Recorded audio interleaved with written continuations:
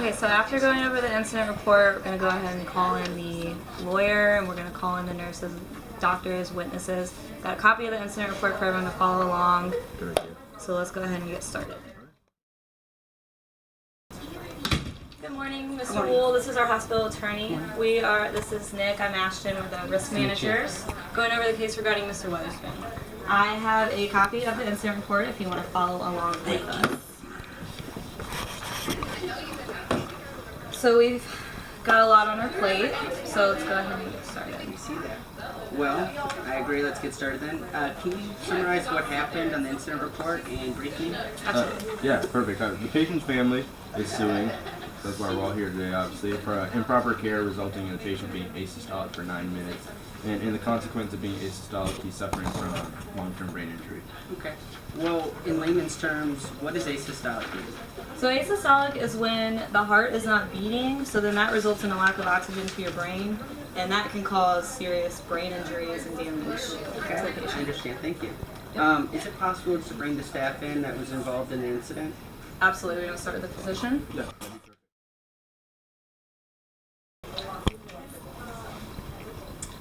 Good morning, Dr. Kistler. Good morning. Good morning, doctor. This is a hospital attorney. Nice to meet you. Alright, so we're here to talk about the case regarding Mr. Witherspoon, the patient you were assigned to. There's a copy of the incident report for you. We've all got one if you can follow along. Absolutely. We're going to ask you a couple questions, if that's all right. It's fine with me. I'll answer any questions you have. Okay. What was your initial assessment on the patient? He was admitted with probable acute renal failure and sepsis. All right, so if the patient had probable acute renal failure, why would you prescribe Versed?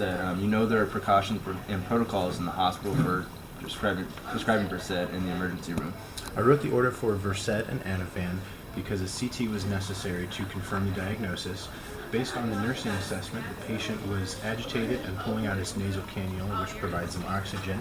So Versed and Ativan were administered to try to calm him. All right. After reviewing the incident report, I noticed that you waited 11 hours before ordering the CT. Is that typical? No, that was a little prolonged. Okay. And we know that is a little prolonged. Is there really anything else you'd like to add at the time that you could add to the case? No, sir. All right, that's really all we need from you at the time then. Thank you. Thank you for your time. All right, Mr. Wool. So next we're gonna have in the secondary nurse came in. She only administered Ativan to the patient. She wasn't the primary care nurse, so we're gonna have. That her was come all in. she did? Yes, that's all Okay. she did.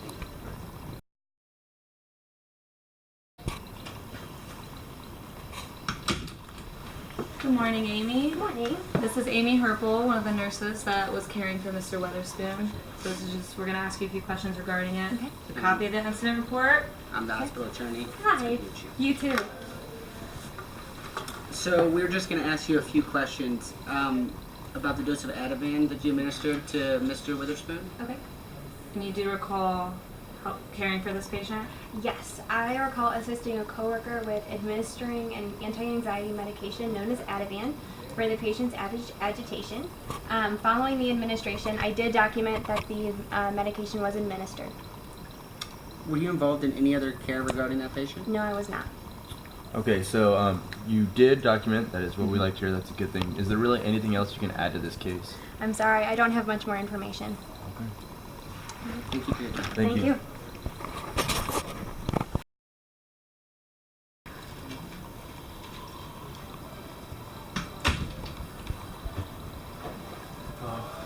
Hello, Mr. Beindorf. This is our hospital lawyer, Travis Wool. Good morning. All right, so here's a copy of the incident report you filed. So we're going to be going over that so you can follow along, all right? Okay. So first, do you remember the incident report you filed regarding your patient, Mr. Weatherspoon? Yeah, I'm familiar with it, yeah. Okay. So, Mr. Beindorf, after reevaluating the charts, we had little to no documentation regarding this patient's care and the condition of him the whole time he was being cared for. Do you have any justification as to why this is? No, I do not. I would have done some things differently if I could go back.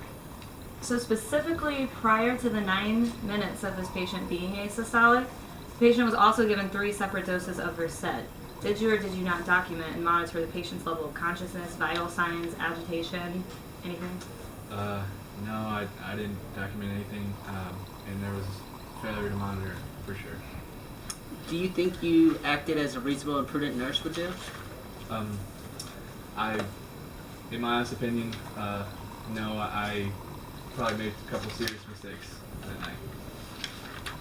Okay. Is there anything you would like to add to help support the hospital in your case? No, not at this time. Nothing? No. Okay. Thank you.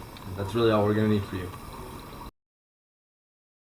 Right, Mr. Wu, we obviously have a serious case of negligence, failure to monitor, failure to document on the nurse's part.